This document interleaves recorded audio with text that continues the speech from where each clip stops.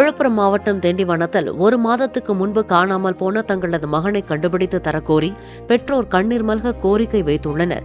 பாட்டி வீட்டுக்கு செல்வதாக சொல்லிவிட்டு சென்ற சிறுவன் திரும்பி வீட்டுக்கு வரவில்லை என்றும், புகார் அளித்த பிறகும் கூட காவல்துறை தங்களது மகனை தேடித்தர எந்த முயற்சியும் செய்யவில்லை என்றும் அவர்கள் குற்றம் சாட்டினர். நாங்க விசாரிச்சதுல 2 பேர் தூக்கிட்டு போனதா சொன்னாங்க சார். இவங்க தாய் மாமா அவரும் எஸ்கேப். சரி, இது வரைக்கும் எதுவும் இல்லை. நாங்களும் போலீஸ் ஸ்டேஷன் எல்லா இடத்துலயும் கம்ப்ளைண்ட் கொடுத்தோம்.